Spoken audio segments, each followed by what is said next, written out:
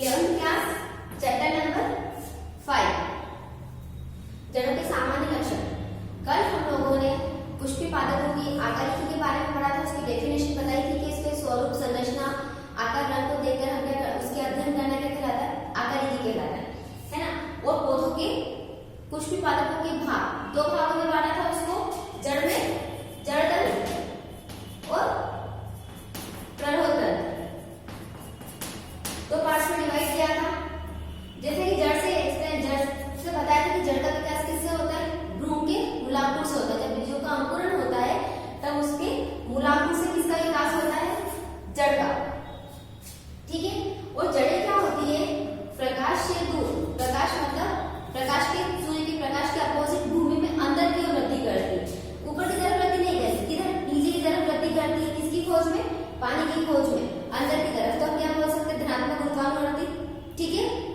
और प्रकाश के अपोजिट हो जाती है ना, प्रकाश के अपोजिट। क्यों? क्योंकि प्रकाश तो ऊपर की तरफ और ये नीचे की तरफ वृद्धि करती है। तो और किसकी खोज में, पानी की खोज में, जिससे क्या कर सके, ये प्लांट्स के दूसरे भागों को पानी पहुंचा सके। रूट्स में रहता है कि एक प्राथमिक जड़ होती है, कि सेकेंडरी, फिर थर्ड, 3 जड़ रूट्स होती है। तो प्राथमिक जड़ जो रहेगी वो गहराई तक पहुंच क्या करती है, पानी को अवशोषित करती है, पौधों के दूसरे भागों तक पहुंचाती है। तीसरी बात, जड़ों पर क्या नहीं होता है, कलिकाएं तथा पत्तियां नहीं पाई जाती। रूट्स पर कभी भी बड्स और लीफ नहीं होती है। होती है क्या, नहीं होती है। बड्स और लीफ किस पे होगी, केवल स्टेम पर, तने पर होगी। रूट्स पर तो केवल एक कोशिकीय रोम प्रेजेंट होते हैं। एक कोशिकीय मतलब छोटे छोटे हेयर्स, रूट हेयर्स जो रहते हैं ना, वो प्रेजेंट होते हैं। ये काम, इन रूट हेयर्स का क्या काम होता है, ये खनिज पदार्थों को और जड़ को भूमि से अवशोषित करने का काम करते हैं। लेकिन जड़ों पर कलिका, पत्तियां नहीं होती है। ये सारी किसमें प्रेजेंट होती है, स्टेम पर होती है। रूट्स पर केवल क्या प्रेजेंट होती है, एक कोशिकीय रोम, जो क्या काम करते हैं, पानी को और खनिज पदार्थों को अवशोषित करने का काम करते हैं। जड़ों पर पर्व और पर्व संध्या भी प्रेजेंट नहीं होती। पर्व और पर्व संध्या भी सिर्फ स्टेम पर प्रेजेंट होती है। भूमि में रहने के कारण जड़ों का रंग कैसा होता है, मटमैला होता है।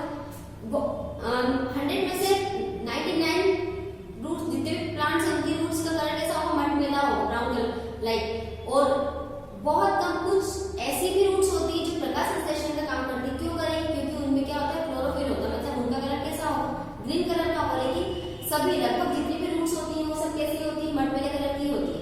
क्यों? क्योंकि भूमि में रहती है। और भूमि में रहने के कारण इसका सबसे बड़ा काम होता है कि ये भूमि से जल को और खनिज पदार्थों को अवशोषित करके जाइलम के जरिए पौधों के दूसरे भागों तक पहुंचाती है, जिससे पौधों को पानी और खनिज पदार्थों की पूर्ति हो सके। ठीक है। ये नॉर्मल सामान्य से लक्षण थे। अब बात आती है इसके सामान्य कार्य के रूट्स के। सामान्य कार्य क्या होते हैं और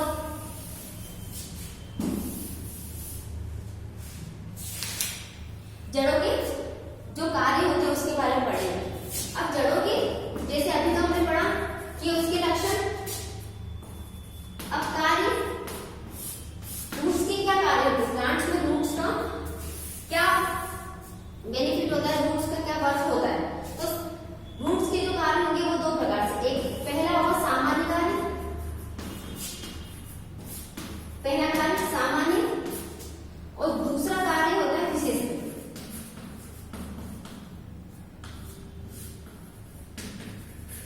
ठीक है। रूट्स के जो कार्य होते हैं वो दो टाइप्स के होते हैं। रूट्स के तो सामान्य सिंपल काम जो होते हैं वो, और दूसरा कार्य होता है विशिष्ट कार्य। अब सिंपल कार्य में क्या होगा, सबसे पहला स्त्रीकरण है ना। सबसे पहला काम क्या होगा,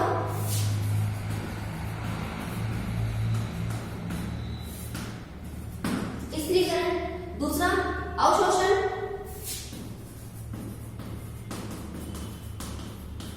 और तीसरा संवहन। ये इसके सामान्य कार्य होते हैं, स्त्रीकरण, अवशोषण और संवहन। अब स्त्रीकरण का मतलब क्या होगा, जड़ों का।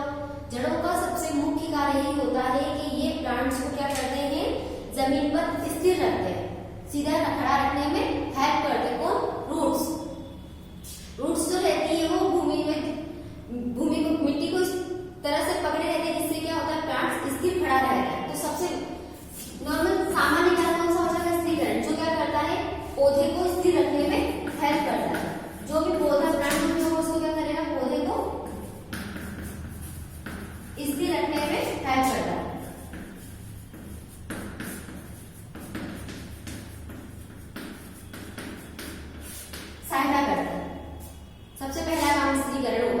इसका सामान्य कार्य। दूसरी बात अवशोषण।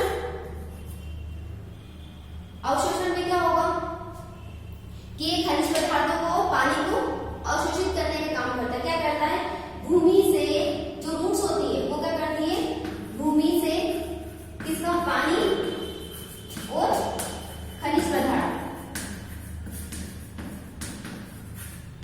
इनको क्या करती है, अवशोषित करती है और पौधों के दूसरे भागों तक पहुंचाती है। चाहे इंसानों की बात कर लो, चाहे प्लांट्स की बात कर लो, पानी सभी के लिए जरूरी होता है और जरूरी, बहुत जरूरी होता है। तो रूट्स का जो सामान्य कार्य है उसका दूसरा भाग होगा अवशोषण, जो क्या करेगा, भूमि से पानी और खनिज पदार्थों को अवशोषित करके पौधों के दूसरे भागों तक पहुंचाता है। तीसरी बात संवहन। संवहन में क्या आएगा, जो अवशोषित पदार्थ जो होते हैं, जैसे यहाँ पौधों में स्थिर रखने में हेल्प करी। दूसरी बात में अवशोषण, जो पानी और खनिज पदार्थ को जो अवशोषित करते हैं ना, उसको क्या करते हैं, पौधों के विभिन्न भागों तक पहुंचाने का कार्य करते हैं। पौधों के विभिन्न भागों तक पहुंचाने का काम करते हैं वो रूट्स। ठीक है, सामान्य कार्य में स्थिरीकरण, अवशोषण, संवहन, है ना। तो स्थिरीकरण में क्या है, पौधे को स्थिर रखने में सहायता करती है। दूसरा, भूमि से पानी को अवशोषित करने का, खनिज पदार्थ और पानी को अवशोषित करते हैं, और जो पानी और खनिज पदार्थ को अवशोषित करते हैं उसका संवहन करते हैं, पौधों के विभिन्न भागों तक क्या करते हैं, पहुंचाने का काम करते हैं। तो ये तीन कार्य, स्थिरीकरण, अवशोषण और संवहन, ये तीन कार्य कौन से होगा, सामान्य कार्य। अब पौधों के विशिष्ट कार्य कौन कौन से होंगे, पौधों के विशिष्ट कार्य, भोजन संग्रह, शोषण, सहारा प्रदान करना, ये इसके टाइप हो जाएंगे। कौन कौन से, सबसे पहला विशिष्ट कार्य में एक तो एग्जाम्पल बताती हूँ, भोजन संग्रह करना। दूसरा शोषण। ठीक है, शोषण के प्रकार है बहुत सारे। तो सबसे पहला काम क्या होगा, भोजन संग्रह करना। बहुत सारी रूट्स ऐसी होती है जो क्या करती है, भोजन को संग्रहित करके आकार में बड़ी मोटी हो जाती है, मतलब आकार में थोड़ी सी उसके आकार थोड़ा सा फैल जाता है। फॉर एग्जाम्पल सलजम, गाजर, मूली, ये इसके एग्जाम्पल। ये क्या करते हैं, भोजन को संग्रहित करके आकार में थोड़े से मोटे हो जाते हैं, आकार में थोड़ा चेंज हो जाता है। क्यों, क्योंकि ये मॉडिफाइड फ्रूट्स होती है ना। तो ये क्या करेंगे कि भूमि में अंदर रहकर जो भी भोज्य पदार्थ है उसको संग्रहित कर लेती है और आकार में फैल जाती है। दूसरी बात श्वसन। श्वसन में जैसे राइजोफोरा प्लांट्स जो रहता है उसकी ये एग्जांपल है।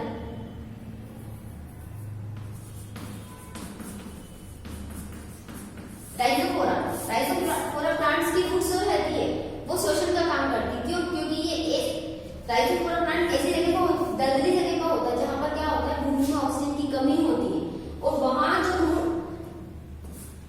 वहां जो रूट्स होती है ना, ये प्लांट है यहाँ, ये ऐसी जगह पर है जहां पर क्या होती है, ऑक्सीजन की कमी होती है, और ऑक्सीजन की पूर्ति करने के लिए राइजोफोरा प्लांट्स की रूट्स क्या करती है, यहाँ से निकलकर दूसरी जगह पर ऊपर आ जाती है और वातावरण से ऑक्सीजन को लेकर पौधे तक, प्लांट्स तक पहुंचाती है। तो कुछ रूट्स क्या करती है, शोषण का काम भी करती है। जैसे राइजोफोरा में, जैसे भोजन संग्रह की बात की मैंने, तो भोजन संग्रह कुछ रूट्स ऐसी होती है जो भोजन को संग्रहित करके आकार में फैल जाती है, जैसे सलजम, गाजर, मूली, रूट्स की ही बात करेंगे अपन यहाँ पर। श्वसन, कुछ रूट्स ऐसी होती है जो श्वसन का काम करती है ना, जैसे राइजोफोरा। ठीक है, अगली बात आएगी प्रकाश संश्लेषण। प्रकाश संश्लेषण में क्या होगा, कुछ रूट्स क्या करती है, प्रकाश संश्लेषण का काम भी करती है। जैसे आर्किड जो रहता है उसकी जो रूट्स होती है वो क्या करती है, प्रकाश संश्लेषण का काम करती है। प्रकाश संश्लेषण।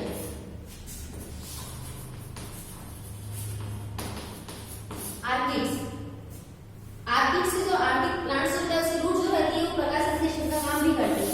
जैसे मैंने अभी इससे पहले इसके सामान्य लक्षण तो इसमें बताया था कि उस रूट्स पर पत्तियां और कलिकाएं नहीं पाई जाती है, लेकिन कुछ रूट्स में ये बताया था, कुछ रूट्स ऐसी होती है जो प्रकाश संश्लेषण का काम करती है, जैसे आर्किड्स। आर्किड्स की रूट्स जो रहेगी वो प्रकाश संश्लेषण